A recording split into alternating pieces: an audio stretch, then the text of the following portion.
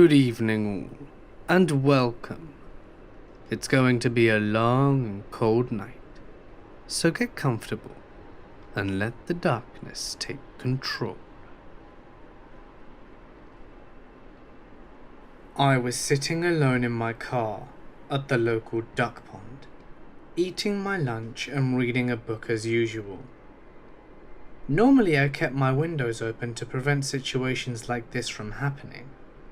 But when I first arrived, no one was around, and it was hot outside, so I rolled them all the way down. I'm not one to waste gas just to have my air conditioning on. I had been going to that pond for lunch almost every single day for the past 2 years, and had never felt uncomfortable. So surely that day wouldn't be any different.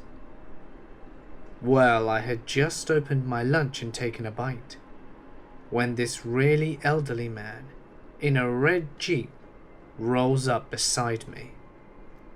He gets out and roams around the park for a bit before coming over and talking to me. Of course, I'm not going to be rude to the man, since that park is part of a tourist area, and I figured that he was probably either just visiting or looking for directions, or a retired and lonely guy. We strike up a conversation, and I tell him I'm in school at the local community college and where I worked. He asked what I did there, and I told him that I was an HVAC apprentice. He said, "Wow, I used to work on HVAC stuff in the military." I thought it was really cool, and figured that someone with as much experience as him could tell me some pretty useful stuff. If I remember correctly, he did tell me some things that would be pretty useful, but the conversation quickly became predatory, and I was shocked at how quickly the conversation turned south and made me forget what he told me. He asked me how old I was. I told him I was 18, and he told me he was 52. Although the guy looked like he was in his 90s at his youngest. But whatever, I figured. A lot of military people get really heavy into drugs and alcohol, so maybe that aged him a lot. He asked if I had a boyfriend. Nope. He said he had a wife, but that he cheated on her a lot, and a couple of kids who didn't like him. Well, that's a kind of deep thing to admit to a stranger. But if he's comfortable with sharing it, then I'm totally fine with it. He kept on going about how much he loved women, and how he just couldn't help himself when he cheated on his wife. Then he asked me if I was a virgin. By this point, I had already started picking up bad vibes from the guy, and really no matter what I told him, it was going to be a lose-lose situation. I was afraid that if I told him I wasn't a virgin, he'd think that I was loose and that I'd do whatever he wanted to me. So I went with virgin, hoping that it would imply that I'm prude and he'd give up on me. Instead, the creepy old man seemed to get off on the thought of seducing an 18-year-old virgin. I tried multiple times to steer the conversation away from sex, but he kept bringing it back up. He asked if I masturbated, watched porn, ever wanted to have sex at all. I said no, in an effort to really hit the prude ball home. I figured that he was just from an older generation that thought you had to convince women to go out with them, and that once he realized I was serious, he would give up, because no one wants to be a rapist, right? Nope. I was already really uncomfortable with this guy, but then the threats started. He kept saying that if I hung out with him, that I wouldn't stay a virgin long. He'd just say that over and over again, very firmly, like he knew he wasn't going to give me a choice in the matter. Then I realized that I was completely alone in the park with this guy. No security cameras were anywhere. No one knew I went to that pond for lunch every day. You might be asking yourself, why didn't you just turn your car on and leave? Well, I had stupidly thrown my keys into the passenger seat. I was afraid that by the time I reached the keys, pulled them in the ignition and turned them on, this old guy would have easily climbed in through the window and would be fighting me for control of the vehicle. I continued on with the polite conversation, pretending to be unaware of his motives and ignorant to any sexual references he made. I just had to wait for the right moment, for him to sneeze, look away, let his guard down, so that I could grab my keys from the passenger seat and get out of there. Luckily for me, a school bus full of children came right when I thought I was going to have to fight this guy tooth and nail to get him to leave me alone. As soon as he saw them arrive, he looked really freaked out, and then disappointed, like he knew that he had just lost his catch. There were too many witnesses now, too many people who might intervene and would most likely secure double jail time for doing so many things whilst being around a bus full of children. He said bye to me in a normal manner and said that he would look out for me again in the park, then hopped into his red Jeep and took off. If worst had come to worst, I think I could have taken the guy in a fight. He may have been ex-military, but he looked like hell, like a strong breeze could just about break his bones. I'm glad I didn't have to fight him though, because I believe it was his intention to go out that day and find someone to rape. He also could have carried a concealed weapon somewhere. Needless to say, I avoided the park for the next month or so, and once I did return, I was really paranoid that I might see him again. Honestly, be careful about how much information you reveal about yourself to strangers. In the course of 45 minutes, I had given this guy enough information to track me down if he had really wanted to. He knew which school I went to, which program I was on and where I worked, my name, my age, my date of birth, and he could have easily written down my number plate. Just remember to be savvy and stay safe. When I was younger, I spent a good portion of my time chatting online to friends and strangers in chat rooms. Whenever I would stay with my friend Chelsea, we would be up all night on AIM and Yahoo Chat. It wasn't unusual for us to get completely random messages on AIM. You could easily type in any random name and location and search for people. So we would even add random people ourselves occasionally to chat. At some point, Chelsea began getting messages from a random guy, NC Guy 991. At the time, I was around 12 years old, making Chelsea roughly around 13 or 14. We both had countless internet friends with random weird people who talked to us constantly. We would even sometimes go to chat rooms and say we were younger than we actually were, to see what kind of freaks were out there. Then we'd call them out on being paedophiles and tell them that we were actually 20. It was something of a game to us. When I saw that Chelsea had been speaking to NC Guy 911, I didn't think much of it. I noticed he messaged her quite a lot, even when we were busy watching the hamster dance and not paying attention to our chat buddies. I ended up asking her about him, and she confessed that she was actually really creeped out by him, and he wouldn't leave her alone. It was unusual for either of us to get creeped out by anyone. We knew what kind of people were out there, and we knew that it was as simple as saying "piss off, you disgusting paedophile," to make the person on the other end feel ashamed and back off. However, this guy managed to get into her head. They started talking innocently enough. He randomly messaged her on AIM and said that he was visiting his niece and looking for people to chat to, since he was often home by himself whilst the family were at work and school. We thought that NC Guy meant nice guy, but it was North Carolina, which is where he was from.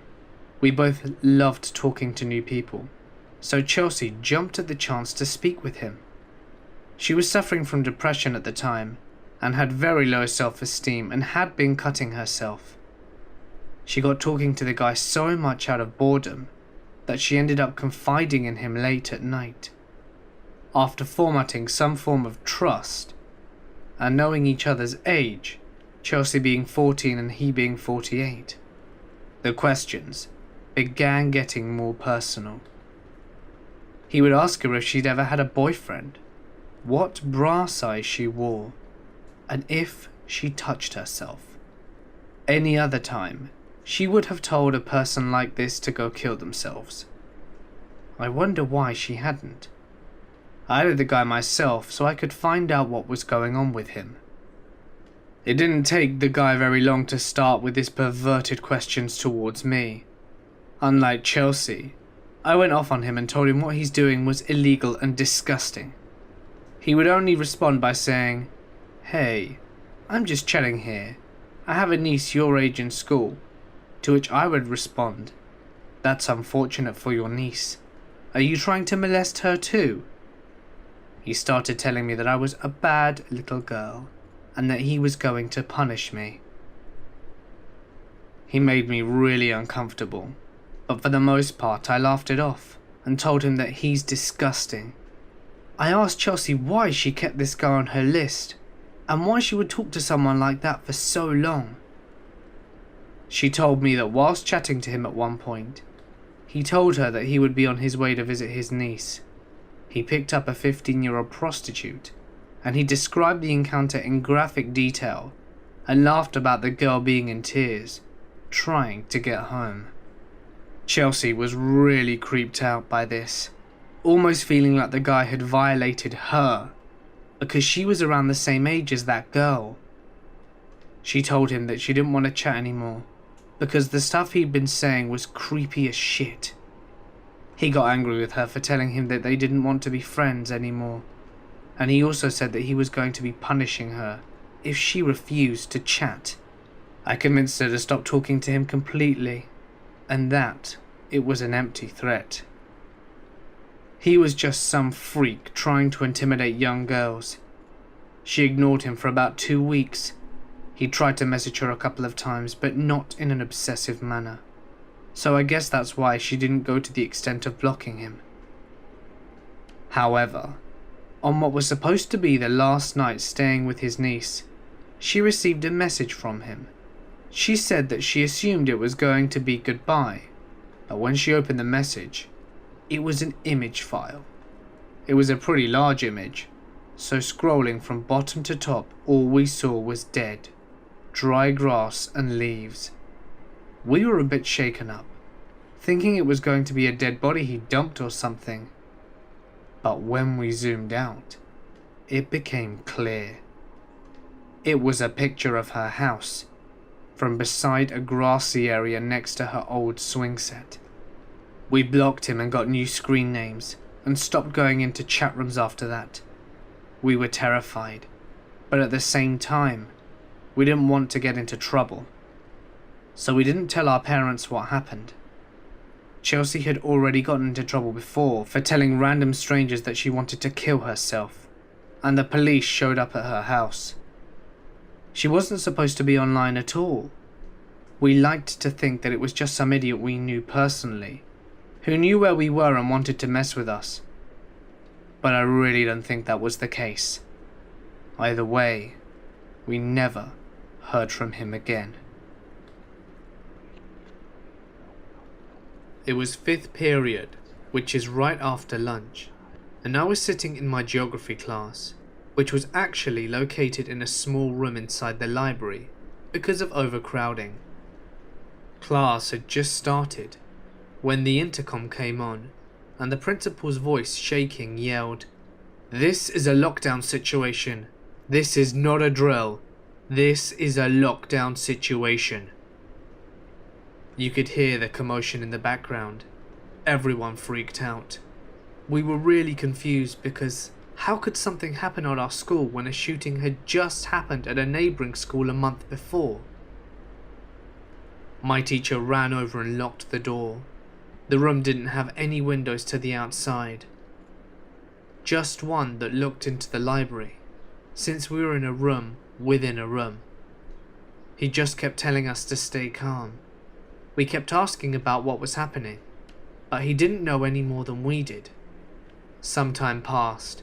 We heard helicopters above, but nothing else. Some kids were freaking out and crying. Others were trying to distract themselves, but mostly, everyone was sitting on their desks or on the floor silently. I sat on the floor and kept looking at the doors, imagining someone busting through and killing me. I kept thinking that I didn't want to die, but I was convinced I was about to. Since I was in the library, I kept thinking back to Columbine, and I thought I would be the first target. I have never felt fear like that before. After a while, my teacher went through a side door into the librarian's office. We could hear that a TV or radio was on, and I think they were watching/listening to the news coverage of whatever was happening. Then he came back, and we asked to know what was happening, but he wouldn't tell us. He just told us to stay calm, and then put on the Karate Kid movie. I was pissed, but in retrospect, I could understand why he didn't tell us. More time went past, and then my teacher told us after a phone call that it would be safe to leave, and a SWAT team would be coming through to clear out the rooms and escort us to safety. He said to drop all our things and stand with our hands on the top of our heads. We did, and then the door opened and the SWAT officers were pointing rifles at us, with one line of other officers doing the same thing behind him. They entered the room, looked, searched around, and then ordered us to walk out single file with our hands on our heads. We did. As I was walking out crying, I smiled at an officer and said thank you. He nodded and winked. They escorted us to the park across the street, where our parents were waiting. Since only a few kids had cell phones, we had to just wander around until we found them. As I was sobbing and looking for my parents, there were news reporters and cameras approaching me and the other kids, asking questions. I ignored them, but I am still disgusted by that. I should have punched them in their face. It should be illegal to approach children for interviews after shit like that. I finally found my parents and started sobbing. We hugged, and they explained what had happened as they drove me home, as they're both cops. It turned out that a kid had brought in a shotgun and shot at the administration office window and at students and teachers around it. Luckily, there was a police officer on campus at the time, because of the shooting at the other school a few weeks ago. He immediately confronted the shooter and shot him in the face and buttocks, and then he was taken into custody. I believe it all happened in the span of a few minutes. Nobody died, but 5 people were injured, but none seriously. When I got home, I turned on the TV. They had identified the shooter. It was a senior I had sat next to in class for an entire semester. We worked on projects together. He was definitely an outcast, and I thought he was kind of weird, but I didn't think he would do something like that.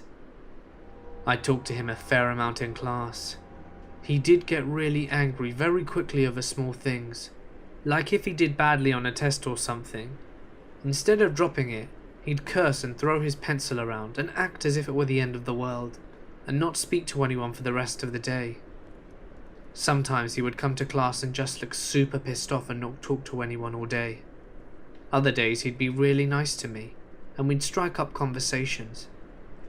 Looking back, I think he may have had a crush on me. I remember one time correcting his test and signed my name at the bottom. I always dotted my I's with hearts, and he asked, "Is that heart for me?" I laughed and said no. He didn't talk to me for the rest of class that day. He ended up hanging himself in jail before his trial ended. It came out that he had been abused his whole life and had just been rejected from the military before he did the shooting. I had nightmares for years about him killing himself. I cried about it sometimes. I always wondered if there was something that I could have said or done to stop him from doing what he did. I also wondered if he would have come to my class, if he would have shot me or spared me. A lot of people immediately hated him and wished the cop would have killed him on the spot instead of just wounding him. But I don't. I wish he would have had a better life, or at least served time and found peace and became a better person. I know he wasn't an evil person. There was good inside him. He just needed help and didn't get it. I graduated from high school in 2009. At the time, I was working at a locally owned grocery store as a cashier. All of the cashiers were girls, and all of the stockers/bag boys were guys. I remember one day a new guy started, and I thought he was so cute. I flirted with a lot of the guys, as they were all around my age, and I specifically started paying attention to him. He seemed really young, and had somewhat of a baby face and freckles. Once we started talking, I found out that he was 28, 10 years my senior. However, me just having graduated from high school and living in my own apartment for the first time, I decided to go for it. We started dating, and it got serious very quickly. He was a talented drummer and bassist, and seemingly very caring and a passionate individual, attempting to get his undergraduate degree at 28 in music while supporting himself. I felt sorry for him in a lot of ways. He'd been raised by a single mother who never gave him the love and stability that he needed. He had pretty severe ADHD and had dropped out of school after repeating the 9th grade twice. He had a really rough start and was fairly emotionally immature for a 28-year-old. I had never spent so much time with someone and given them so much of myself, emotionally and mentally. He was basically a wreck in a lot of ways, and I tried to help him out as much as I could, being an 18-year-old at the time and still living off my parents. We dated for about 8 months, spending every night together. The longer the relationship progressed, the more jealous, possessive, and protective he became. He needed constant reminders that I was interested in him, and questioned every interaction I had with other men. For example, I had a close friend that lived in the neighborhood, and I walked to his house from my ex's one day. He, thinking that I had been gone too long, and was most likely cheating on him with the other guy, my ex literally runs down the street and bursts into the door of my friend's house, out of breath and demanding to know what's going on. For some reason, we kept dating despite this growing jealousy, at least for a bit. It wasn't until after he flunked out of college and was faced with having to move back in with his grandmother that I finally threw in the towel. I felt it was getting too intense and didn't want to have to keep dating him anymore. My parents hated him, and he had creeped out most of my friends at this point. But of course, it was hard for me to let go. I still felt close to him, and it was hard to leave. He seemed so pitiful after I broke it off, showing up at a mutual friend's house whilst I was there, texting me sad things, etc. It was just hard to distance myself. But this is when all the creepiness truly begins. I had moved back in with my parents, and he started showing up unannounced at their house more than a few times. He just wanted to talk, apparently. I had a crappy car at the time, and the passenger side door didn't unlock from the outside. So I left it unlocked a lot. I began to find teddy bears, bouquets of flowers, cards, weed, all left as gifts. He texted me constantly, drove past my house at night to check if I was there. If I wasn't, he would call incessantly until I answered. If I didn't, he would leave nasty voicemails. I started casually seeing another guy, a friend of mine from high school. And one night, when I was at his house quite late, my ex managed to track me down and made a scene in the parking lot outside my friend's apartment. He was screaming that I was a slut and a liar. How could I break his heart? My friend's roommate went outside and subdued him, and he eventually went away.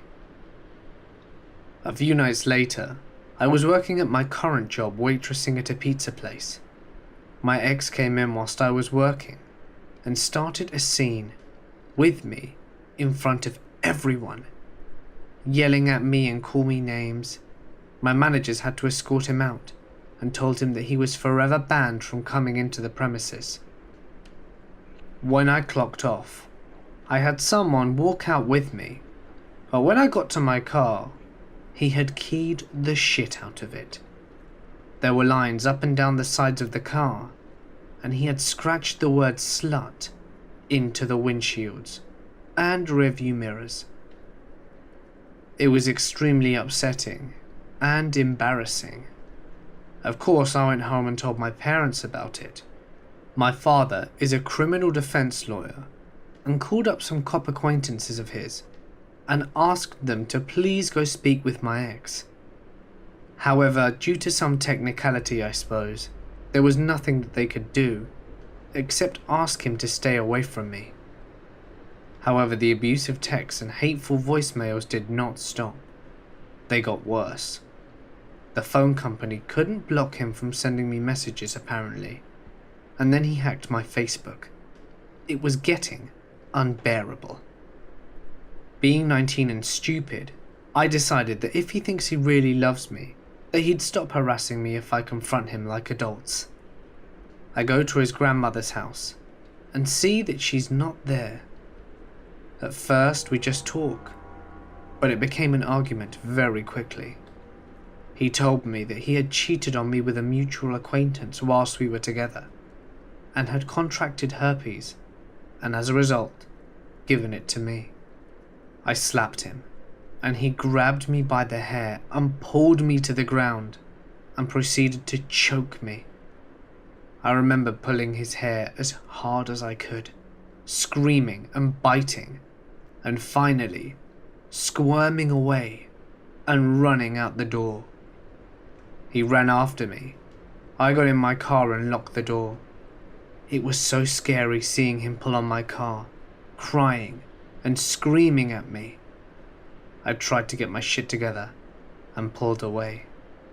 About 2 weeks later, I got my restraining order against him.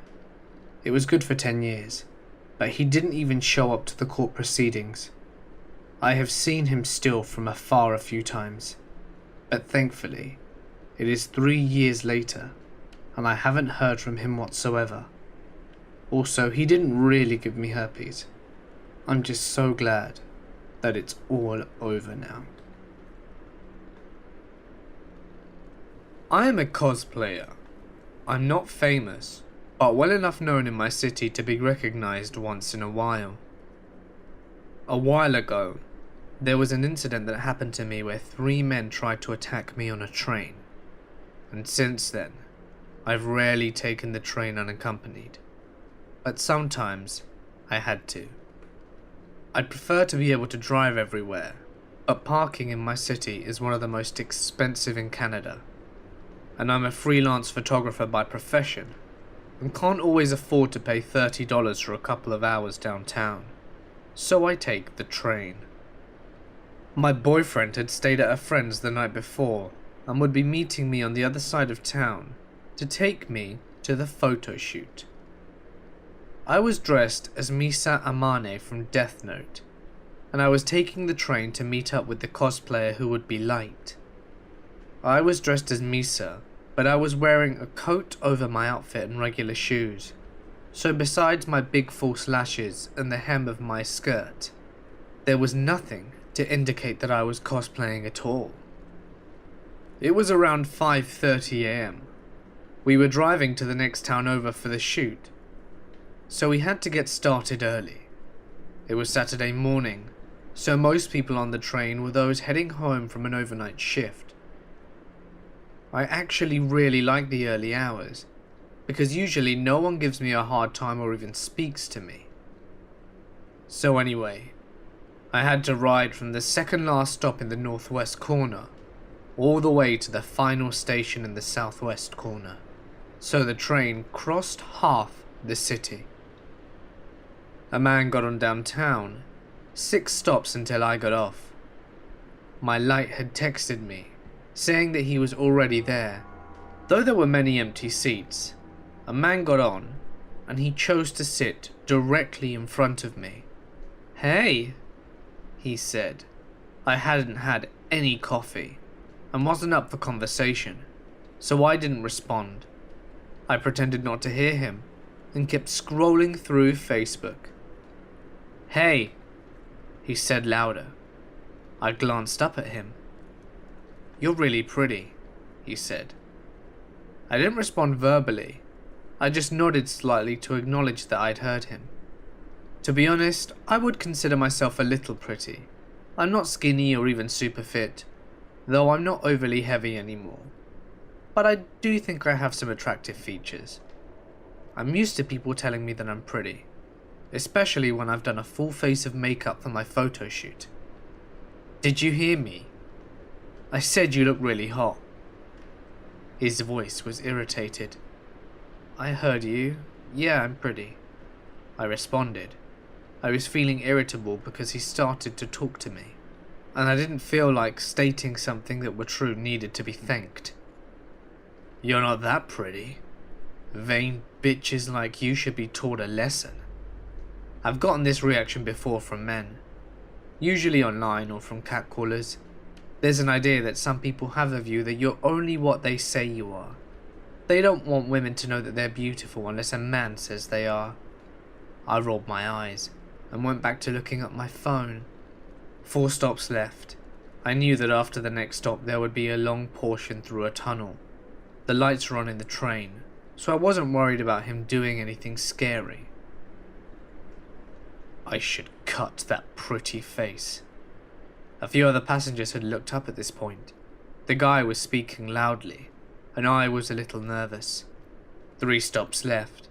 A few people got on the train, the last stop downtown.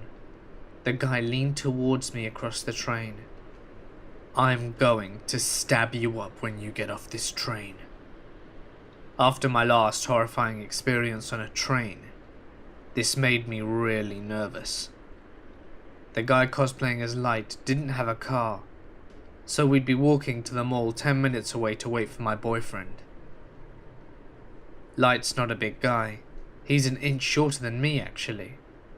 "Fight me," I said quietly. I don't know why, but I have a tendency to act stupid and tough when I'm afraid. This guy was bigger than me, and he could probably kill me with little difficulty. But it was now 5:45 AM, and I was grouchy and had not had coffee. "I'm going to break your neck and cut your face off," he said loudly. We were passing through the tunnel. The train is always very loud in the tunnel, and I don't think any other passengers could hear him. We get out the tunnel and approach the next stop. This is the last one before I have to get off. At the stop, most people get off the train. Besides me and the threatening guy, there are only 2 other people on the train. A big guy with headphones on, and a little old lady. "Back off, man. My boyfriend's waiting for me at the station." I lie. I wish I'd chosen to sit near a door. I'm scared that if I try and get up to call the emergency call button, he'll attack me. "No one would want a fat shit like you. But don't worry. I like them fat." He said this loudly. I'm 150 pounds and 5'6". I'm slightly overweight, but I work out and have healthy eating habits, so my doctor isn't worried. Thistle? I heard someone say it loudly. It was the big guy with headphones. Thistle is the name I use when I'm cosplaying. I thought that was you. What are you doing up so early? He walked over to where I was sitting and sat down next to me. I didn't recognize him, but I realized that he heard what the guy had been saying to me and came to defend me. Just meeting up with my friends. I was trying to keep my voice cheerful. I'm careful to avoid looking at the guy across from us. Oh, nice. I'm just getting off from work. Where are you going? He asks. Next stop, I reply. No kidding, me too. The guy across from us leans back in his seat, though he's still glaring at us.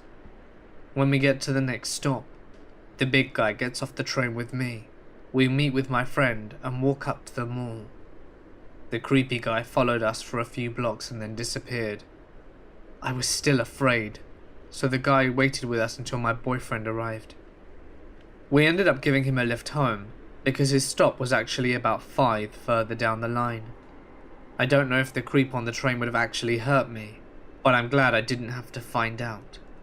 So creep on the train, let's not meet again. And headphones guy, I'll see you at the next convention. In 6th grade, my maths class was located in a first floor classroom, maybe 30 feet from the main entrance to the school. On this particular day, we had a substitute teacher. About halfway through the class, an announcement comes over the PA system. Attention all teachers, please bring your gradebooks to the principal's office immediately.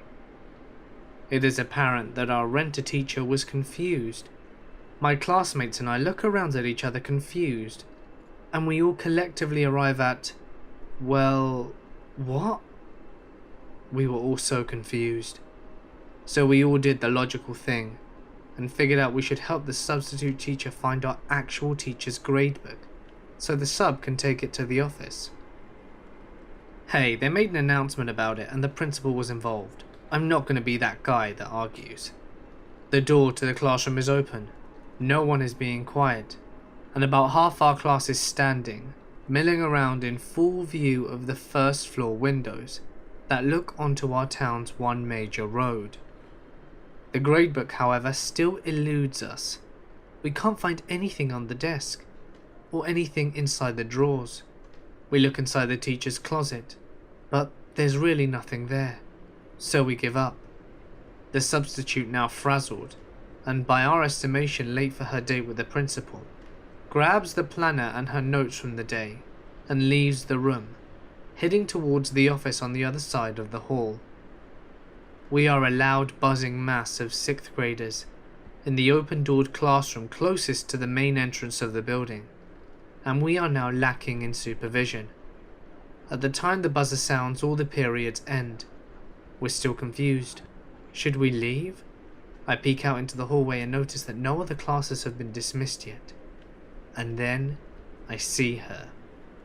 Our substitute, replete with old lady printed dress, thick trimmed glasses and heels, is positively galloping down the hall towards the room, waving at me frantically to get back inside. Something, it seems, is amiss. Red-faced and panting, having dropped her planner somewhere in the 100-yard dash, she gets back into the room and slams the door shut. With all semblance of secrecy long blown, Substitute Bot 9000 just says, "There is a suspected murderer somewhere within the mile radius of the school. Get away from the windows, we're turning off the lights, all be quiet. This is not a drill." We oblige. An hour of tense and awkward silence later, we're given the all clear. The guy had been picked up by local police and we were out of danger. Needless to say, the lockdown code was revised after that particular incident. So I grew up as a middle-class suburban dweeb. Middle son in a waspy family in a mostly stable home. Like many such children, I was left to my own devices quite a bit. when the first modem made its way into the house, along with AOL, I was hooked on the chat rooms. That was a pretty momentous occasion for me. Let me explain. I was a sexually precarious child. Before my teens, I was already desperate for it, despite not knowing what it actually meant. There wasn't really an outlet for it though, so it mostly meant me spending huge amounts of time alone in the room, thinking abstractly about the topic. When chat rooms became available, I entered the equation, because it gave me a wealth of people to talk about the topic with, and I was basically addicted. I would lurk in sexually explicit chat rooms for hours on end. After years of being a lurker, casually observing the discourse in the chat rooms, I started participating. Being the internet, it was mostly men, but I was crazed, and there was attention. I began to have pretty lucid chats, leading to cybersex. That was the days before the proliferation of digital cameras, or even scanners, so it was strictly text. I went on for a little while. In the generic hookup style chat rooms, I'd cyber with anyone who came my way. When they'd inevitably ask for my location, I'd give a suburb about 30 or 40 minutes away from where I really was. Until one day, I remember very clearly I'd been cybering with one guy in his late teens, only a handful of years older than me. When he asked where I lived, I lied, and returned the question to him. He replied that he lived in the suburb that I actually lived in. I confessed my lie, saying that I'd only lied to keep creepers away, and he commended me for the clever idea. And so it got to be that I'd cyber with this guy every couple of days. He'd ask me about phone sex, but I didn't want to get a call on my parents' line. Our sessions turned into discussions of what we would do if we met up. He said he knew the perfect place we could play in his car, and asked where a safe spot could be so that he could pick me up. I mentioned a park that was several blocks away. Things continued this way, strictly in the realm of fantasy for a while. Eventually though, I started to lose interest. I wouldn't sign on for weeks at a time, then months, and then whenever I did, he would be there, ready to pick up where I left off. I was usually willing to oblige, because it was all just harmless idle fantasy. Years later, I'd all but forgotten about my account. We didn't have AOL anymore, and I'd made a newer account on my AIM. About 5 years after all of this had started, I was moving into my college dorm and setting up my new laptop, when I remembered my old handle and signed back in. It had been years since I'd last signed on. Surely enough, who IMs me first but my old friend? He asked me what I'm up to, and I tell him that I've moved. "Ah, shucks," he replies. "We never did meet up." "Yeah," I said. "Bummer." "It's a shame that date didn't work out." "What date?" I ask. "We were going to meet in Walgreens on your block, but you chickened out." I replied, "Oh, I don't think I remember that." I was racking my brains to recall such an event. There was in fact a Walgreens on my block, but it was relatively new. "We were going to meet in the parking lot, but you drove away before I could talk to you." I assured him he was mistaken, as I hadn't spoken to him since I'd gotten my license. "No man, for real, you were going to meet me in that black Ford Focus with the bike rack and the alien sticker on the back." The room seemed to swim. I felt like I was falling backwards. He correctly identified the car I was driving, but I'd never told him about it, nor mentioned the tiny details, nor sent him a picture that included my face. I'd sure I'd never set anything up. Was he deliberately messing with me? Just trying to let me know that he'd found me? Or had the years since this happened twisted my mind? Had he convinced himself that him stalking me was a meeting we'd arranged?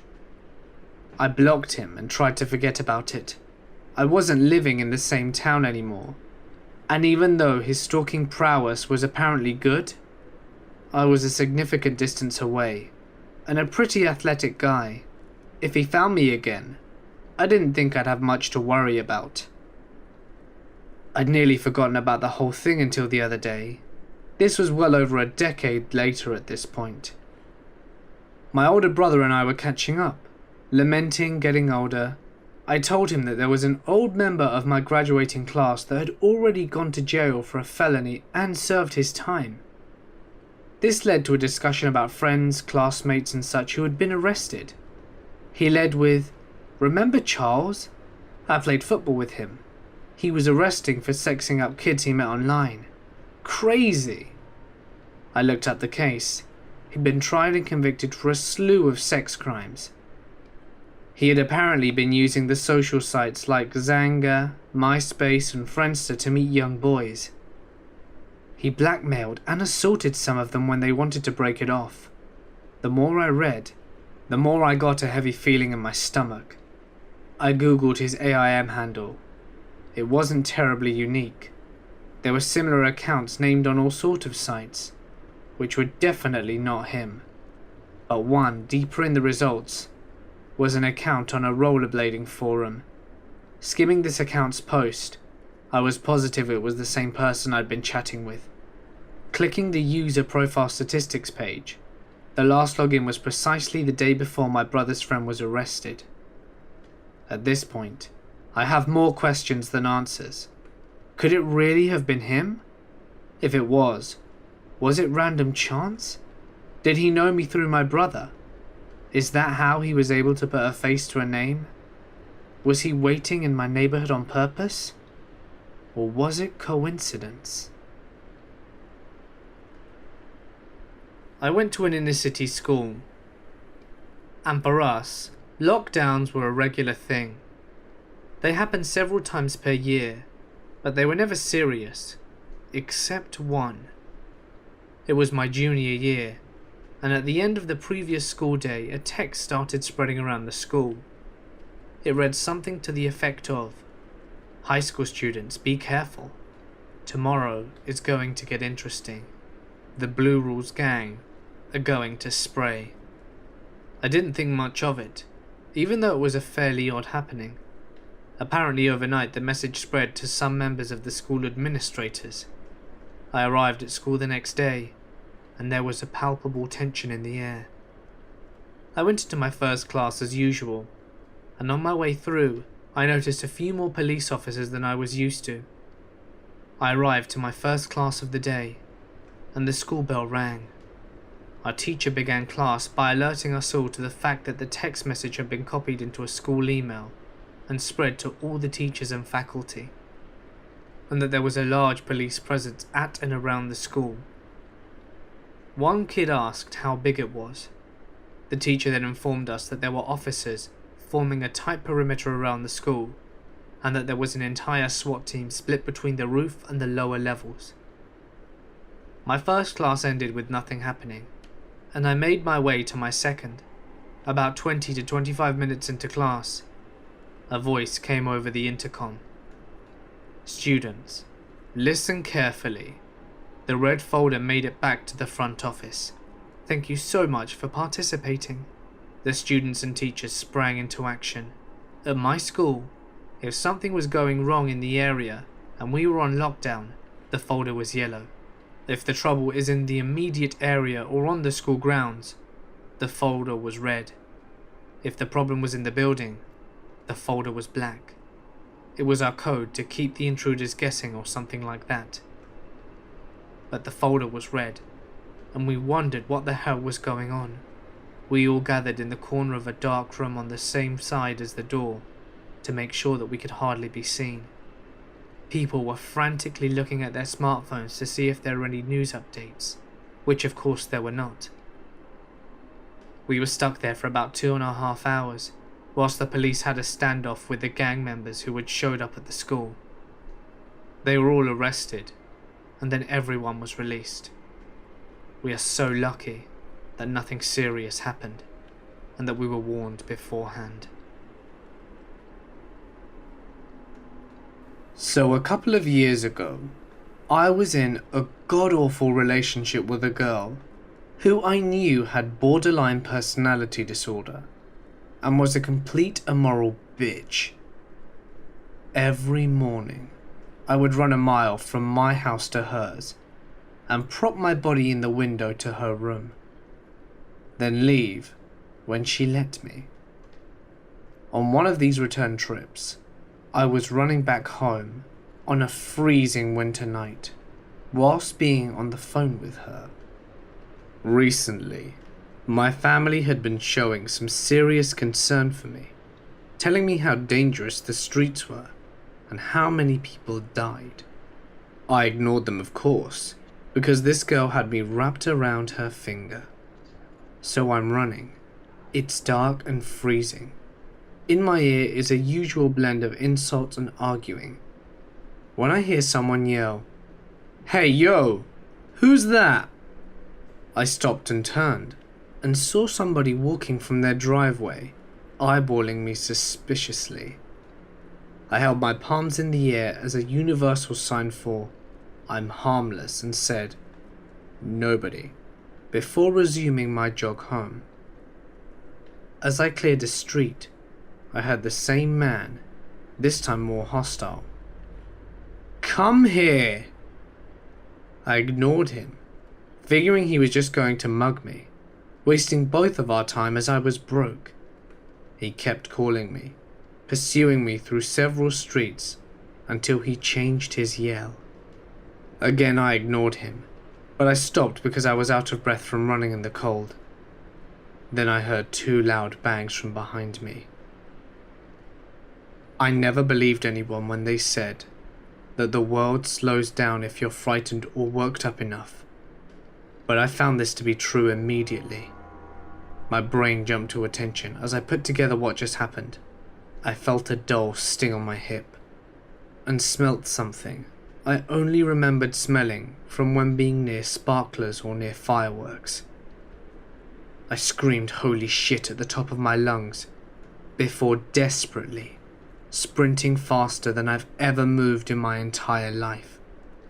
I tripped over some construction debris, but somehow managed to roll or scramble straight into another sprint as I heard bang after bang erupt behind me. My phone flew out of my hand and down the street at some point. I saw a police car and desperately waved my hands and screeched, "Help me," as loud as my lungs allowed, only to watch them take off after a van that fled the gunshots when I did.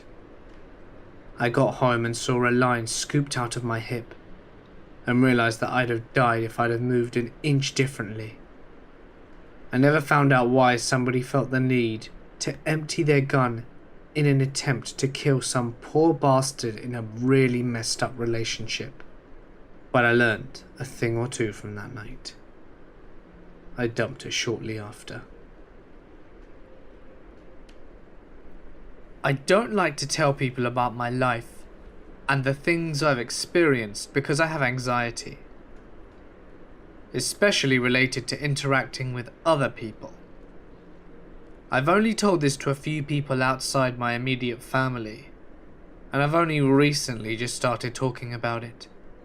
I wish I'd told someone sooner, as I discovered a co-worker encountered these men as well, but talking about it now does seem therapeutic. Anyway, this is my story. I worked downtown, standard 8 AM to 5 PM work shift. Once in a while I worked overtime, but not often, and not on the day that this happened.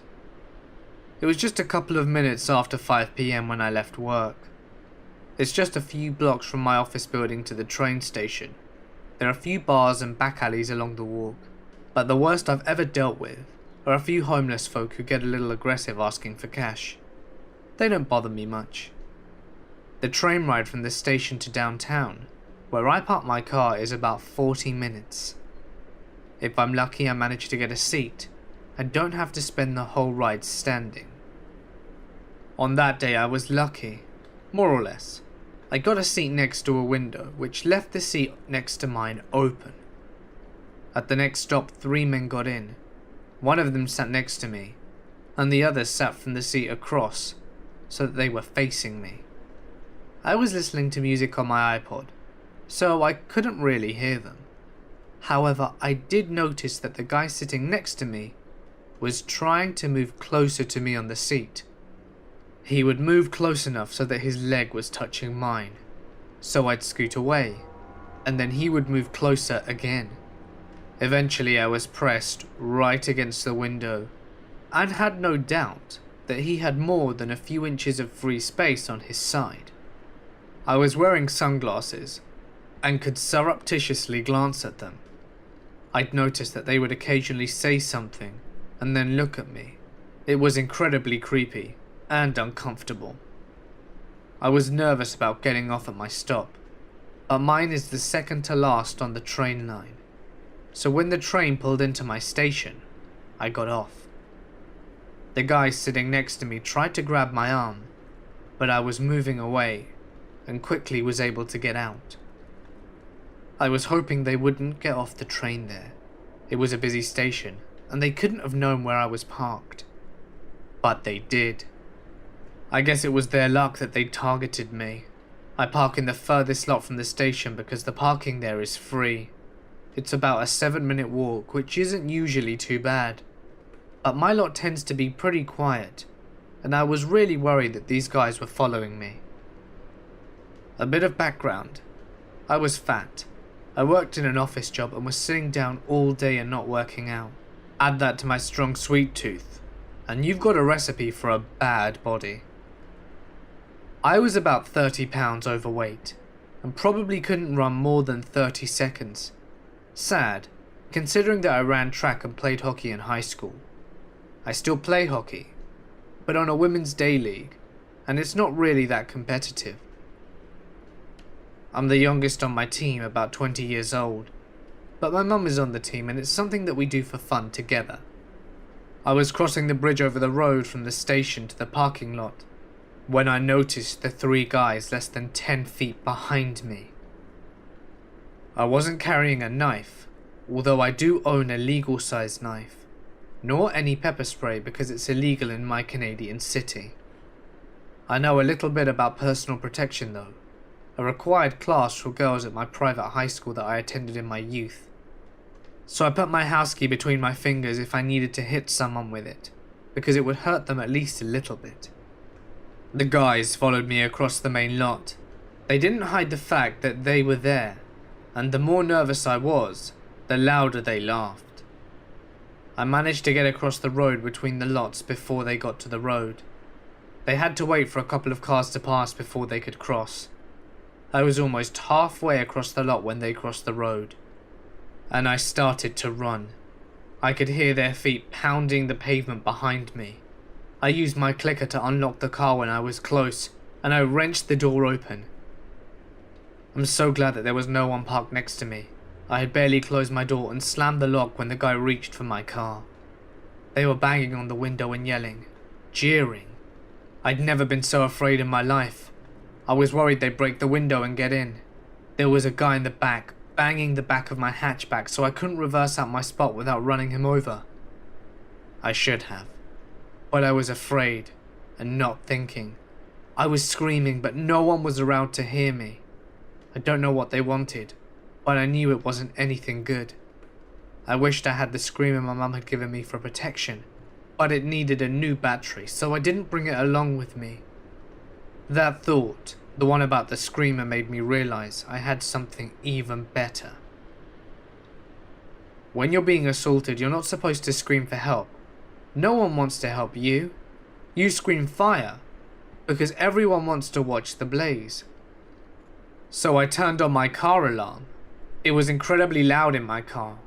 So loud I thought I would go deaf, but it got the reaction I wanted. The guy started backing off. I saw people walking into the lot, looking into the direction of my car. People could see what was going on. The guys took off back towards the train station, and I drove home crying. The next night I started working out. I have worked out almost every day since then. If those cars hadn't been on the road at that time, if I'd have run just a little slower, if I had been too slow in clicking the lock, it could have all ended very differently. I've lost 20 pounds since then, and have gained a great amount of muscle. I quit my job. I've had anxiety issues for years, and this encounter made it so much worse. I never want to feel powerless again. A few years back, I went to a fairly small school in the Midwest/Great Lakes area. I started my day pretty much like usual. I went to the cafeteria and got a muffin, unknowingly walking right by the table of the shooting. I was running a bit late, so the bell had rung a while before I'd even left the cafeteria. I made it about halfway to class when I heard a couple of loud pops and some screams and stuff. I headed back towards the cafeteria, thinking someone had set off a firecracker. I made it pretty close before I noticed that people were still running and screaming. I was in a hallway that formed a T intersection with the hallway that led to the cafeteria. I was maybe 20 feet away when I saw a kid I knew go running past the end of the hallway, chased by the gunman. He got shot, got up, and kept running. The gunman shot again a few times, but by then I was sprinting back to my AP history class. The kid I saw survived, but he will never walk again. 3 other kids died from an execution-style gunshot to the back of the head. I later learned that I had actually walked by the table about a minute before. I made it back to my classroom just when the PA system announced the lockdown. I told the teacher what happened. He was an ex-Marine, non-combat, but he was still solid, 6'8" dude. He stood up and went to the wall locker and pulled out a baseball bat and told us to get into a corner and stood by the door. The teachers were honestly amazing that day. In addition to my story, one of the teachers likely saved the running kid's life. We'll call him Wayne from now on. Wayne had kept running all the way until we got outside this teacher's room. We'll call the teacher Mr. Simon. Mr. Simon did the same thing my teacher had done, except that he also had a bulletproof vest handy in his wall locker. Again, small white suburban school, no idea why he felt it was necessary. Very smart man, and in no way nutty, just careful I guess. He put it on, unlocked his now locked door, and pulled Wayne into his room. He locked the door behind him. Another teacher called Harry then chased him from the building. Harry happened to be a rather large football coach. He was the study hall monitor, and initially chased the shooter out of the cafeteria as well. He stopped to check in on the boys, and when he realized that the shooter was still pursuing someone, he left and started chasing him down. I know he was shot at least once, because my friend says that he jumped behind a vending machine to avoid it. Next time we were in school, no more vending machine. I guess that the shooter was out of bullets, and by the time he chased him out the building, he went to the back and sat with the boys until paramedics arrived. I will never be able to express my gratitude for what he did for me and my friends that day. Even though they were probably already gone, just the fact that he was there was nice to know. It was just so surreal. One minute it was all screaming, and the next I was just sitting where I normally sat at 8:15. I ended up throwing up a few hours later, once the adrenaline had worn off. Since then, I've had problems with both opiates and sleeping aids, though I managed to kick both of these habits before college. I still have flashbacks from time to time, and some nightmares, but at least I can sleep. It only gets bad around the anniversary, and sometimes when I see other shootouts in the news. Sandy Hooks was a rough time for a lot of my former classmates. I still never sit with my back to the door unless I absolutely have to. I still jump at the sound of gunshots and cars that backfire every once in a while. I am relatively lucky. I was really only close with one of the guys that was killed, and I spoke a fair bit to the other two. It absolutely destroyed some people I know. Heroin and pills have already killed one, and I see it slowly destroying another every time I check my Twitter feed. Other friends still have trouble sleeping, and I still get semi-regular calls just to talk about PTSD. It's terrible. I still hate being home from college. I don't think I really get out of my funk until I'm out of town. The worst was probably the fact that we were officially back in school by Friday, when the shooting was on the Monday. Just being back in the building was poison. We didn't get shit done for at least a month. Even the kids who were not directly affected. I don't know who was responsible for that decision, but I would punch them in the face if I had a chance. My mother once told me this.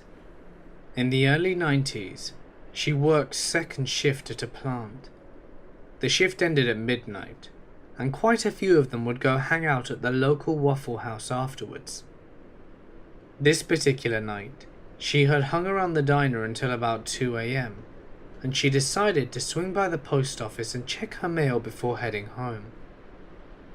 We live in a then rural southern town in the US, and there is less than zero traffic at that time of night, and the post office is fairly secluded. She pulls into the parking lot, and under the street light could make out a very old car. Someone is sitting in the car, but this is a small town in America, so she doesn't think anything of it. She retrieves her mail and walks outside sorting it through. Just as she's about to get into her car, she hears a voice, deceptively weak. It was quiet but carried far. "Excuse me, dearie. Could you help an old lady?" She hesitated. It was a small rural town where nothing ever happened. But something about the situation just didn't feel right. She could see a person in the car, a tall, thin person, wearing an old 40s era dress that hung loose on the frame, a pillbox hat, complete with a veil that hid the face, which was further obscured in shadows. The hands were covered in gloves. Her brain said that this was a frail old woman, but her gut instinct said that something was wrong. The figure held up its hand curled into claws and gestured towards the dash. "I have arthritis," the falsetto weak voice said, "and my mail has fallen into the crack." My mother could see the envelopes, that they sat where the windshield met the dash. To reach them, she would have to lean far into the car. A small dog yapped as the woman carried on in her falsetto voice. "I just can't seem to reach it." She swayed for a moment before spinning and booking it to the car. The car window had been rolled down, so even after slamming the door, she clearly heard the falsetto voice. As it rose into angry baritone, "Where are you going, you goddamn whoring bitch?" She spun out of that parking lot faster than she'd ever driven and peeled rubber for the local sheriff's department. She claims headlights followed her until she made the final turn into the sheriff's parking lot. She gave her statement, and over the years she's heard that several people have seen this man dressed as an older woman, usually seen and avoided, but no one else has ever interacted with him and reported it. Perhaps none of those survived.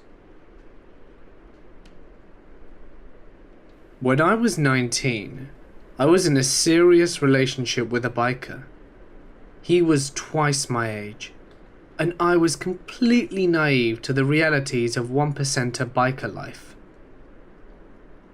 I saw a big, haggard guy who could protect me and toss me over his shoulder as if I were a doll. I was just misunderstood and wanted a family to belong to. I won't bore you with all the details, but one night I became acutely aware that he had participated in a murder earlier that night. I learned this whilst in his arms in bed with him, in the middle of the night, with no way to leave. The full extent to how over my head I was finally hit me. I spent the rest of the night lying awake in panic, trying to figure out how to end things without being fed to the clubhouse lion. Oh yes, they had a lion. I managed to get out okay, but in a bizarre twist of fate, that boyfriend was later killed in what would be Ontario's largest mass murder, known as the Shedden Massacre. This happened in 2014. I'm a senior in high school and would be graduating this year. I remember feeling dreadful and not wanting to go to school because somehow I knew something bad was going to happen. After arguing with myself to whether or not go to school, I texted my friends and decided to tell my mum that I wouldn't be going today, as we'd only be watching movies at school and eat free food given out by the teachers. I convinced her and went to sleep. 2 of my friends also told me that they would not be going. Then I received a text from my dad and friends that came from the school, saying, "The school is on lockdown. All students and staff are to remain inside class. The police are on their way." A student was allegedly threatening all staff with a weapon in his hand. It's not uncommon for our school to go into lockdown. It's happened twice in the last 5 years. At first, my school wasn't as bad as it is right now. We had student council, and we looked up to them to regulate school rules, and always are the ones to stop fights or anything that will harm the students. When the seniors, who were all part of the student council, graduated, everything turned sour. My school was then reported for drug dealers, fights in schools, and my school wanting to fight with another school and bomb threats. I can recall events where police were escorting a student a year below mine. So this wasn't anything that was surprising, except for the last bit. I read it again, to make sure I was reading it right, and I was. The next day, my friends who were at school told me what happened. Apparently, a guy who's 6 foot tall went on a rampage with a teacher because she told him that he would not be graduating as he hadn't done enough work this year. The creepy thing though was that he was in the same year as me. I often used to see him at school and he looked harmless. He broke the school's window in the 700 block, went to the cooking class and grabbed a kitchen knife as a weapon, threatened everyone that he was about to kill them. They called the police and made the students go to their class and remain in class until the police got to the school. Fortunately, there were brave students that knew how to defend themselves and decided to imprison the student into a closet slightly taller than the student. Someone managed to kick the knife out of his hand and pushed him into a closet and locked it until the police arrived. I don't know what happened after that. There were rumours that he was put in jail, suspended, expelled, or went to another school. It was a good thing that I wasn't there. Many times my instinct has saved me from danger, and this is one of those times that I am grateful. When I was 17, I was always in Yahoo chat rooms. I was always chatting with people in the local Seattle rooms. Well, this one guy and I chatted a lot and decided to meet. We met at a Herfy's for lunch, and when he showed up it was obvious the guy had lied about everything. The age, what he looked like. The guy even admitted that he lied about having a job. And he shows up to Herfy's on the bus. So we eat and I say it was nice and then I have to go. As I walk away, this guy starts following me. I walked to a burger joint because I didn't live very far, and I didn't want this guy to follow me home. My mum was a flight attendant and was out of town. My mum had about a week left until her days off from flying, so I really didn't want this weirdo knowing where I lived. I started telling the guy I had some appointment to take care of to try and shake him off from following me, but he insisted it was okay and would go with me for the company. Not knowing what else to do, I stopped at a bus stop and waited for the bus to downtown Seattle. He stopped too, and got on the bus with me. The whole ride he kept trying to talk to me, asking me all sorts of questions. I would answer with the bare minimum, and fill in with lies because I didn't want him to know anything about me now. At one point he tried putting his arm around me and I just leaned away. So he tried putting his hand on my thigh, and I told him I didn't know him well enough for him to touch me. I felt sick to my stomach the whole bus ride, trying to rack my brain with what the hell I do once I got downtown. Once downtown, I walked over to the building where my best friend's mother worked. Since I knew the layout of the building, I could play it off. I told him I had to use the restroom. I asked the woman at the cafe if I could use the restroom, and she agreed. So there's a service delivery door outside that leads to this hallway, and this hallway has doors that lead to all the different shops and a service elevator to take things/merchandise to the other shops on the other levels. So I exited the cafe through the back door and into the hallway, and left the building out the door next to the docking bay. I took this as my chance to make my way to a bus stop to go home. I was going to take the express bus, and just get off at the airport instead of the other bus that takes forever. Well, as I make my way to the bus stop, I see the guy in the cafe still waiting for me. I managed to make it onto the bus, and never saw the guy again. However, a few nights later I was on Yahoo Chat again, when someone messaged me, and I told him I wanted to see a picture to know who I was talking to. He sent one. I see the picture and instantly pick up the phone and call one of my friends. The friend I call, his mum and aunt were really good friends with my mum and aunt, and our grandmother had been close friends too, back in Eastern Washington before either of us were born. So he answered and I started talking to him. "Hey, are you on Yahoo Chat right now?" "No, why?" "Someone is trying to talk to me and they gave me a picture of you claiming it was them." Well, I go back to talking to the guy online, and he admits that it's not a picture of him. He admits who he is, and he said that he felt we had a great connection, but lost me when we went downtown. He started to profess his love to me and everything. I cussed at the guy, and told him I lost him on purpose. Then I changed my Yahoo name, and never met anyone from Yahoo chat room in person ever again. Creepy, intelligent, clingy guy, please, let's never meet again. I was in my American history class at the time when the shooting happened.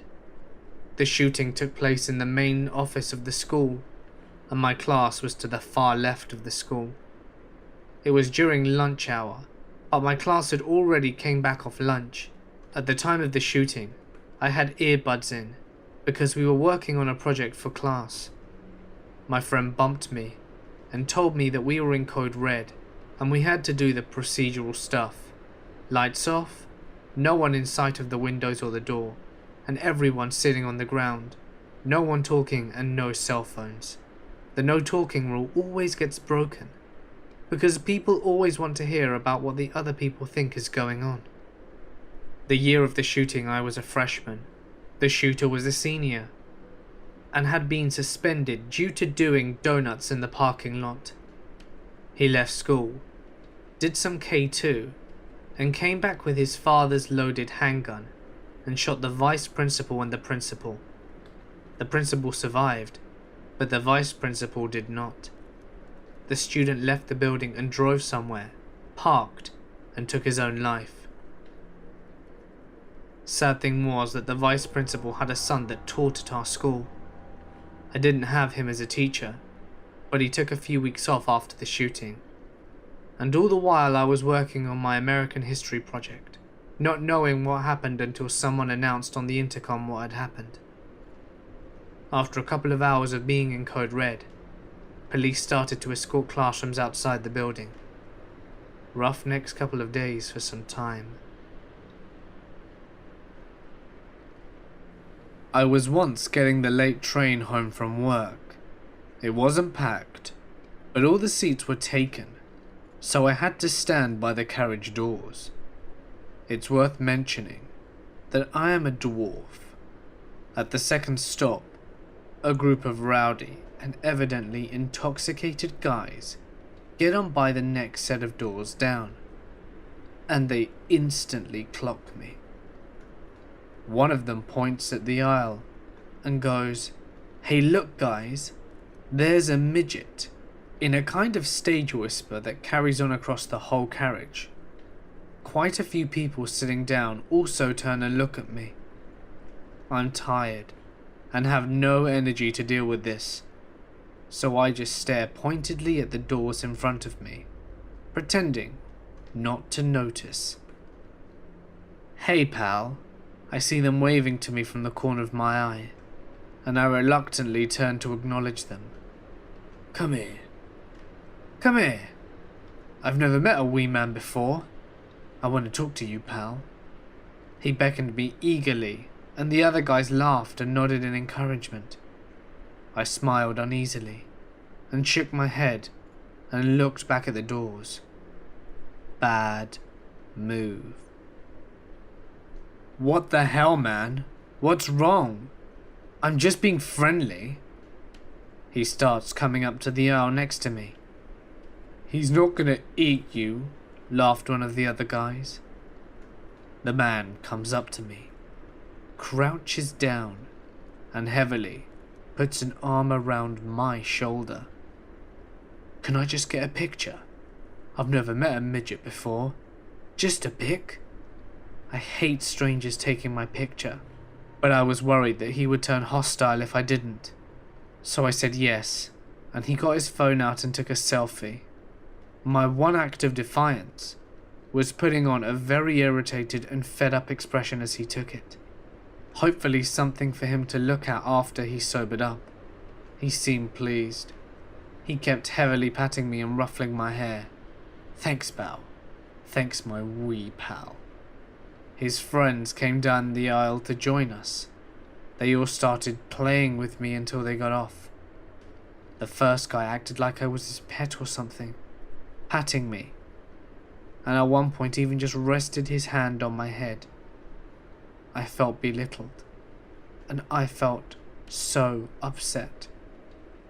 I just remained passive though. I didn't want to get confrontational, so I just did what I had to do to keep them happy. I think it's hard for people who are tall to understand just how someone feels when they're belittled and there is absolutely nothing they can do about it. I was so relieved when they finally got off the train. If I hadn't have played along in the end, I'm sure this story would have turned out rather differently. I'm a karaoke DJ. I usually get home between 2 and 3 a.m. But tonight, I got off around 11 because the bar had a power outage. I live alone in a triplex behind a house. I live in the middle of a city, but the property I'm on is rather large, so there's a big backyard behind my apartment. As I was coming home tonight, I noticed that my cats were not waiting for me in the window. They can hear my van pulling into the driveway, and I found it weird. Then I noticed that my kitchen light was on. I never leave my kitchen light on. At this point I was a little freaked out, and that's when I thought I saw movement in my kitchen. I called 911, and the dispatcher told me to lock my van doors and remain in the vehicle and stay on the line. The officers showed up in under 5 minutes. They parked on the street and walked up to my van, asked me to stay quiet and give them the house key. One officer went into the back, and the other used my key to unlock the door. When he opened the door, all was quiet. Then he yelled really loud, telling someone to come out. I heard the police officer that was in the back start yelling, and the other officer ran in to join him. My neighbours had come out at this point, and I was freaking out. It seemed like a long time, but they walked a cuffed woman towards me, and it turned out that she was a patron that I had 86'd this last weekend. I don't know how she found out where I lived, She was hiding in my bedroom closet with a very large knife and a bundle of rope. I don't want to think about what would have happened if I had gone to bed with her waiting for me. I will be taking gun safety courses soon, but really, if I hadn't have been listening to all these stories, I don't think it would have made me this observant. So, drunk idiot that thought she was going to shank me, let's not meet again, especially after I get protection. It wasn't a shooting as in Columbine, but when I was in the 8th grade, a 7th grader brought a gun to school. He was playing with it in music class while they were watching a Disney movie, the songs from which they would be singing later in their recital. I think it was Aladdin, but anyway, the original guy who brought it in passed it to him, and he was fiddling with it. Later, he ended up dropping it on his desk. It went off and struck and killed the little boy sitting directly in front of him. So the school went on to complete lockdown. I, as I said, was in 8th grade and was in algebra on the other side of the school, so no one knew what the hell was going on because we didn't hear the gun go off. In hindsight, it was awful because we just used the sudden absence of our teachers to piss around. I knew we had no way of knowing, but this little boy just died, and we were throwing paper footballs at each other. So for a couple of hours we just sat in this room. Our teacher, who was normally this super chill, mild-mannered guy, had been all, "No one leaves this room or there will be hell to pay," or something like that. So we didn't. I didn't think we even left to use the bathroom. There was one kid who was coming back from a dentist appointment. I don't envy him. The sight of all the police and the tape and the ambulance, I'm sure there was a lot of palpable horror going on. He was not allowed back in school that day. The families of the shooter and the victims were close, and I believe they were even neighbours. A lot of us went to his funeral. He was so tiny. It was heartbreaking. When I was 16, I was very insecure with myself. I had a hard time making friends, and I was basically invisible to boys. I made a lot of friends online in chat rooms. Mind you, this was back in the early to mid 2000s. It was during the summer, and I was staying with my sister to watch her kids because she broke her foot at a carnival, and my 2 nieces and nephew were a huge handful for her. So I got to stay up all night and use the computer. It was pretty lonely because I'd just moved from my old house following the divorce of my mother and stepfather, and couldn't really hang out with my friends for a while because of the situation. I spoke to a few guys, even video chatted a few times, but it was all pretty innocent. Until I met a guy from California. He wouldn't tell me his age and wouldn't even send me a picture, but I got the impression that he was an adult because he told me that he had his own apartment. He claimed his camera was broken. He also had tried to talk to me into coming out to visit him. He told me he would get me a ticket and that we could meet. He told me that I would have the time of my life and that we could do things together. He seemed excited about the fact that I've never been with a boy before. Anyway, after about a week, he convinces me to lift my shirt up so that he can see me. It took a lot of convincing. He was saying things like, "Come on, it's only me." Stupidly, I gave in. I didn't really think much about it afterwards, but I never did it again. I continued to talk to him, but when summer was winding down, my sister didn't need help anymore, so I wasn't at her house or able to use her computer. One day, about 2 weeks before school started back up, my best friend Amanda called and said, "Hey, so I have a question for you. Why am I looking at a picture of your tits right now?" I was completely floored. For a while I didn't even know what she was talking about. I didn't even know what to say. I could only ask her what she meant, and she told me that a random guy had sent her an attachment, and when she opened it, it was me. The guy's screen name was the guy I had been talking to. She'd also apparently gotten calls from other people that were friends, because they'd also gotten the picture. Apparently, this scumbag had hacked me. He got my friends list, and my neighbour got the picture. I know because he approached me about it. He was really nice and understanding about the situation. He had a sister about my age, and felt really protective of me. But, oh my god, it was so embarrassing. I begged him not to tell my mother, which he didn't. Amanda had to get into her parents' email profiles, because he had also hacked her list somehow and sent it to everyone on her list. Both her parents had emails with the attachment of the picture. They never found the picture though, and we were able to keep it pretty quiet. The only people who knew were my peers. I eventually got online and found about 100 messages from him. I finally messaged back and asked him why, and he said because I hadn't returned his messages.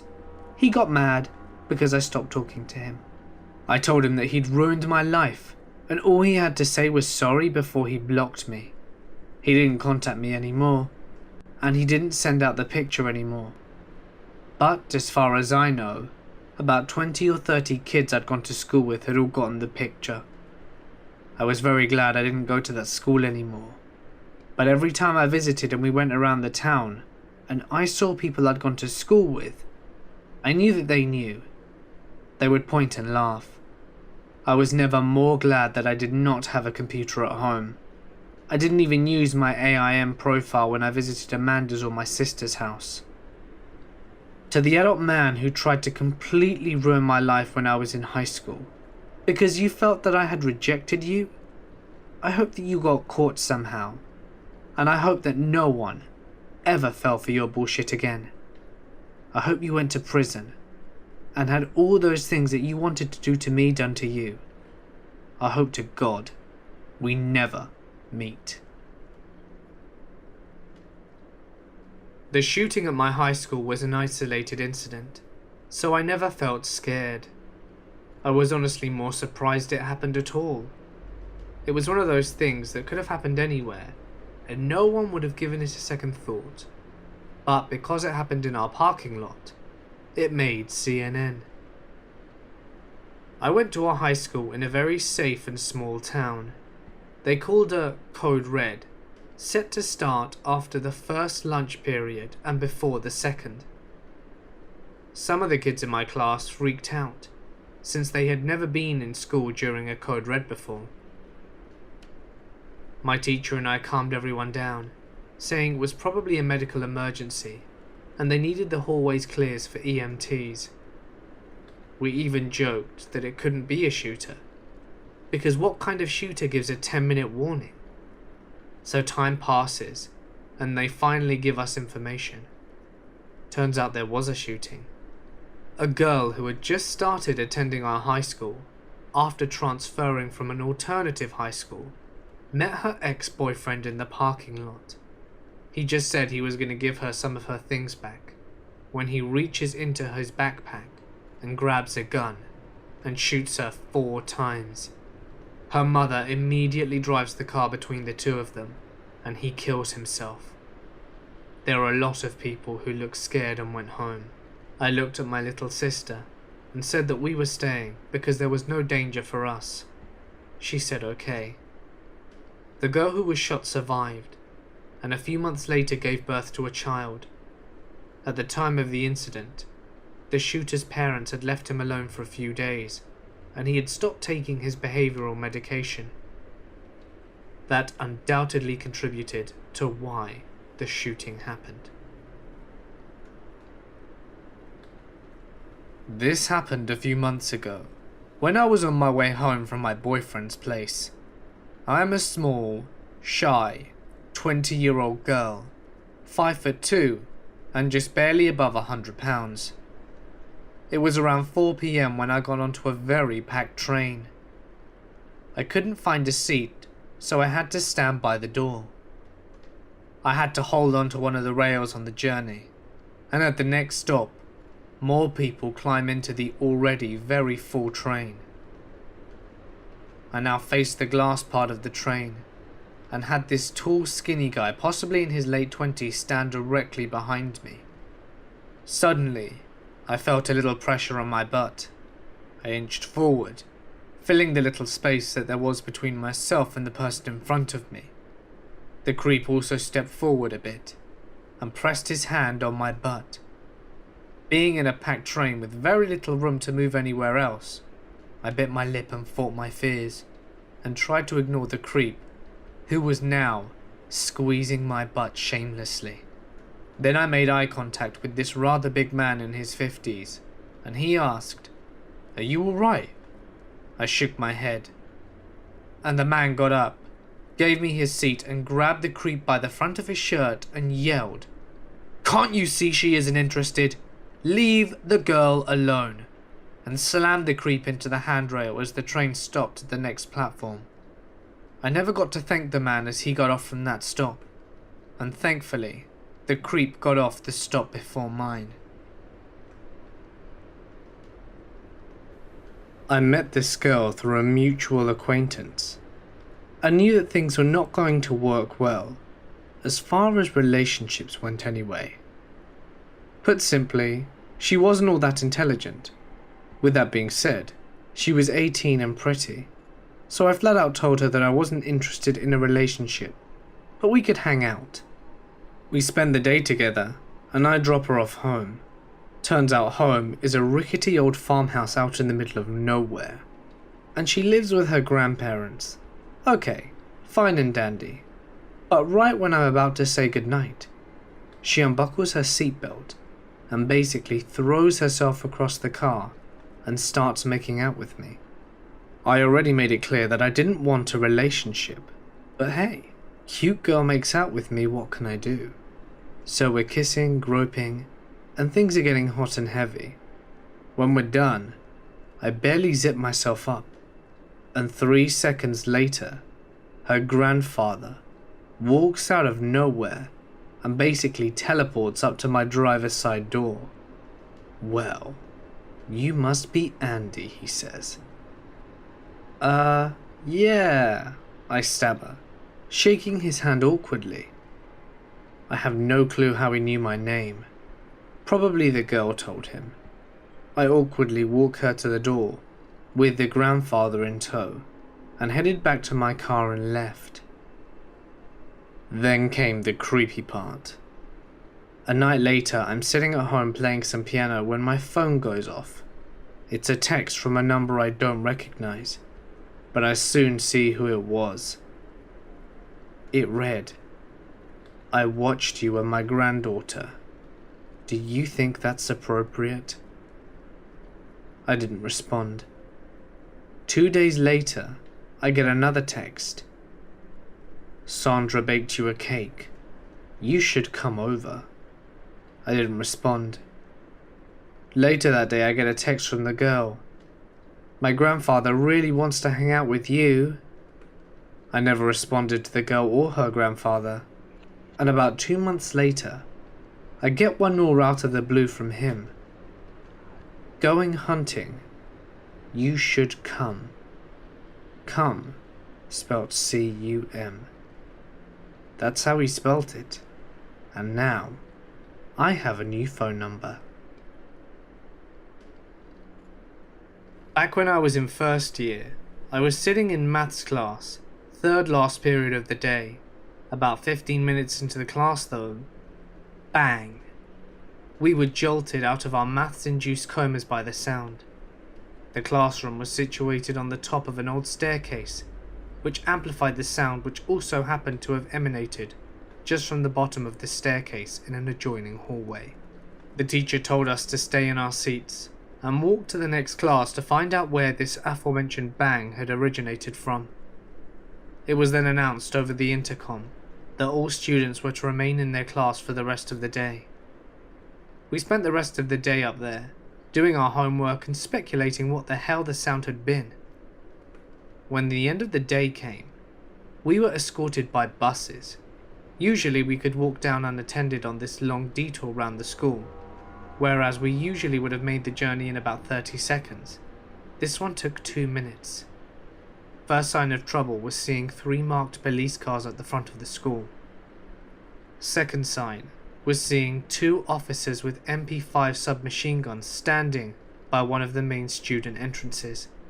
The third and final, and most damning sign of trouble, was the fact that of the 4 large plain glass windows to some of the front-facing classrooms, 2 had been completely shattered inwards. On the bus home, further speculation suggested it had been a bomb. Others said it was a massive firework of some kind. Some of my friends had been closer to the source of the explosion and said that one of the teachers had a breakdown later on. The next day, the window had been repaired, but an area of the school was still damaged. There had been lockers beside a small set of stairs and double doors in front of the steps. The doors were splintered, and the lockers no longer there.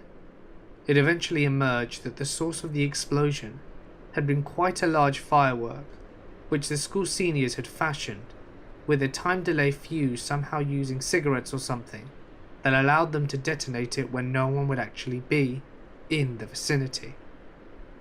To many this probably seems quite mundane, but big fireworks are seriously dangerous.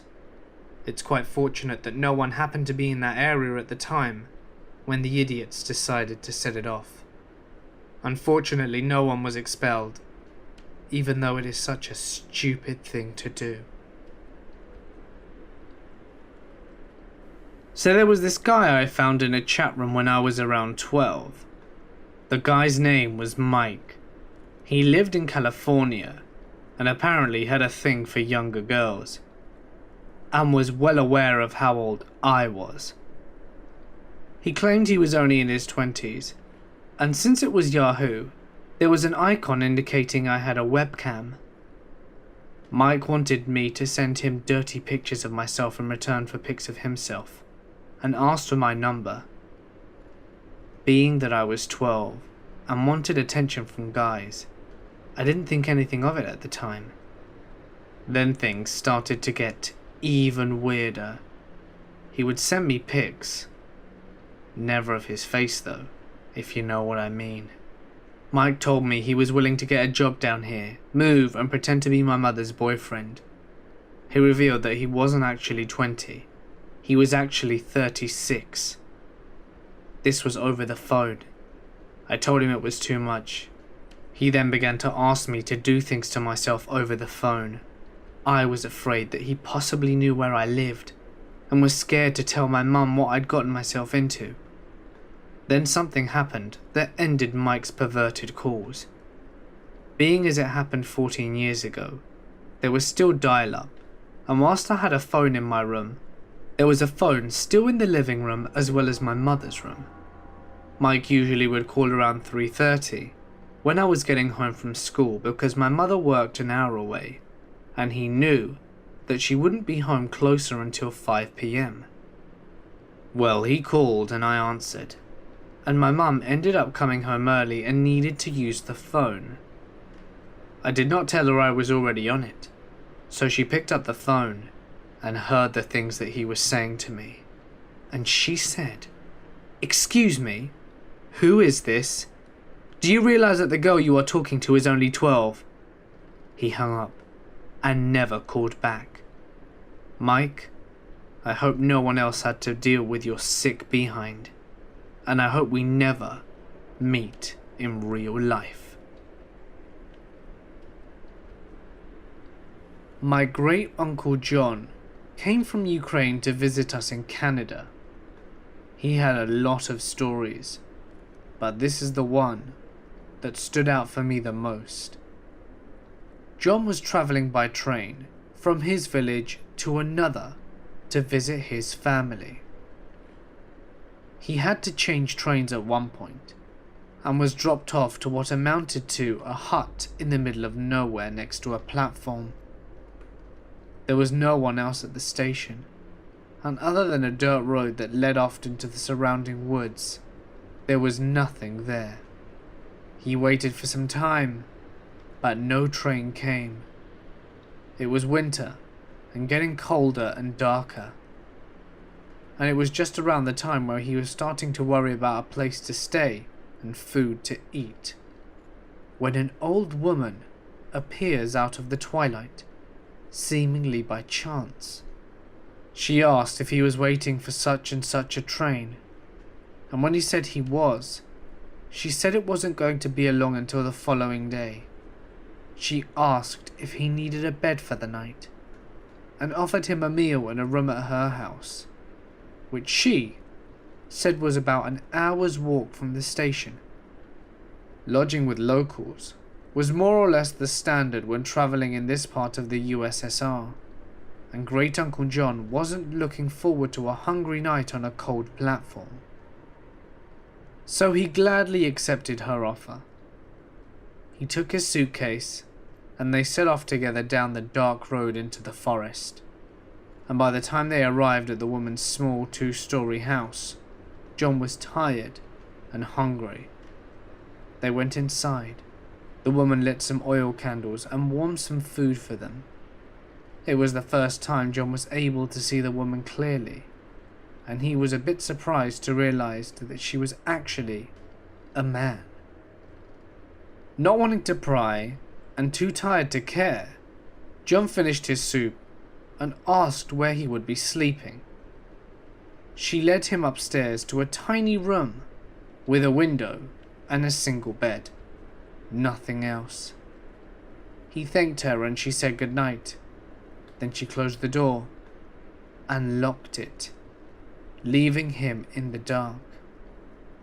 Somewhat creeped out by this, John called out to her, but she didn't answer and he heard nothing.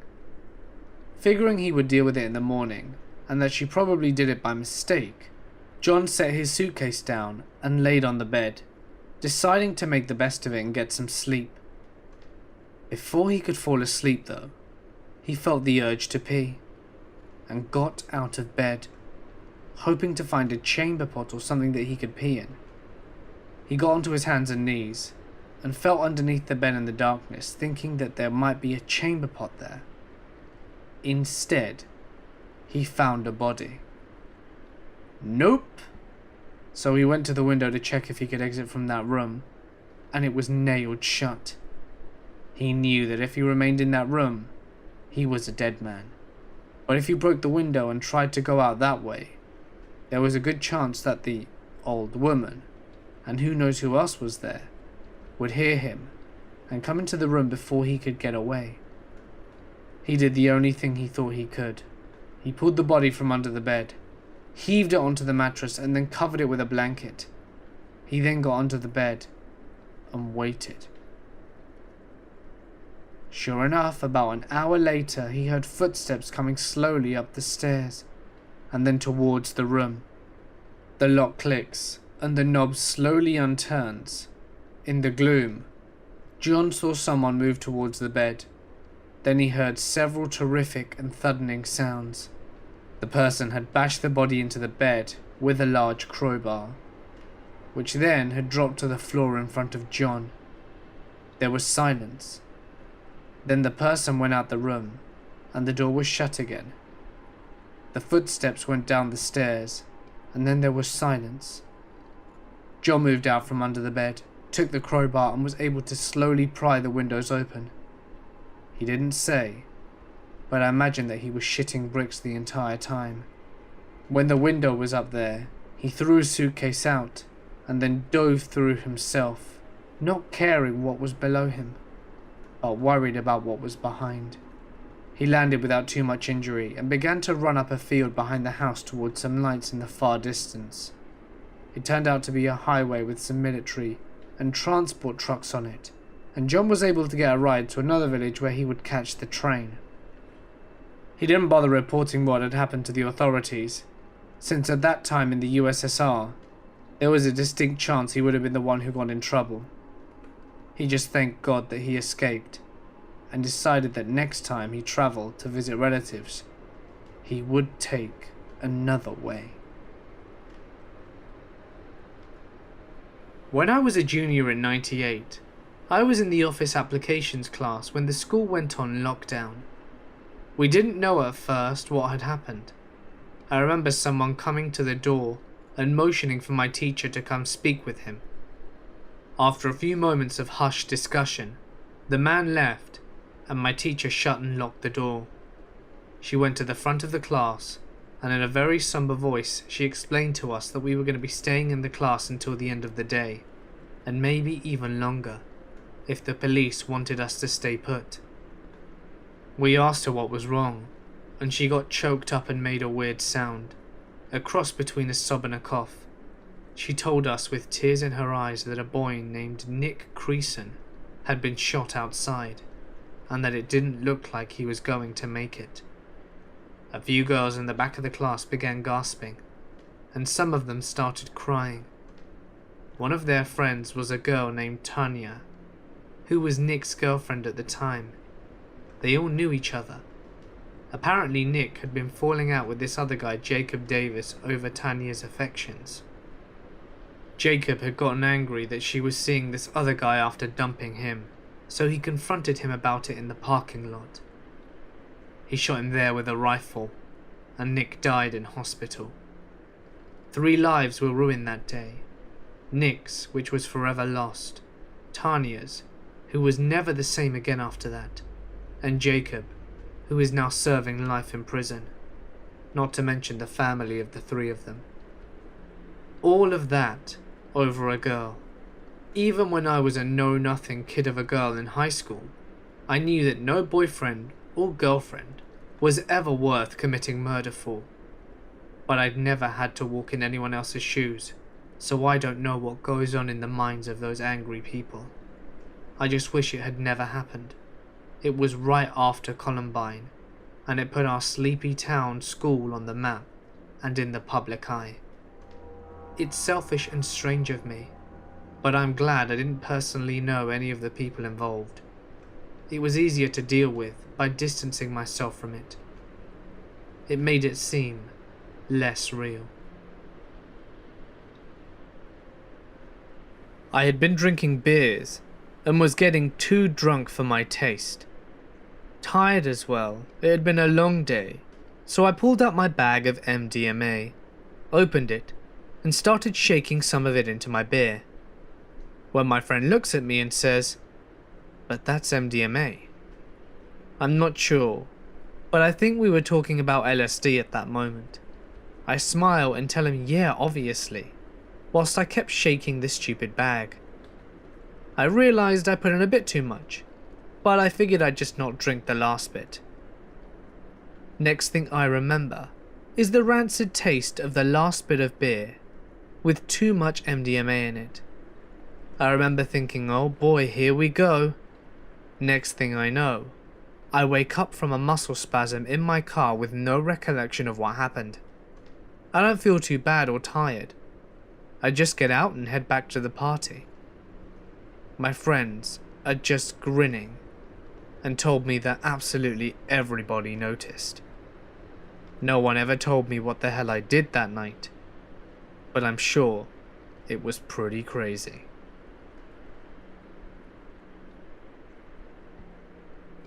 Hey guys, it's Mort here and thank you so much for listening. I hope you all had a very lovely Christmas indeed. It would mean the world to me if you could show this video some love by leaving a like and a comment, as it goes a long way. And why not consider sharing it with a friend or someone who you think will enjoy it. Just a reminder that you can get into the holiday spirit with my new merchandise, which can be found in the description, along with the links to my social media as well as my Patreon if you're feeling extra generous. If you'd like me to read your story on my channel, feel free to send it to my email or share it to my Reddit page. And please make sure to include as much description and punctuation as possible to maximize the chances of it being read. But anyway, for now guys, I'm going to sign off. stay awesome, and I'll see you in the next one.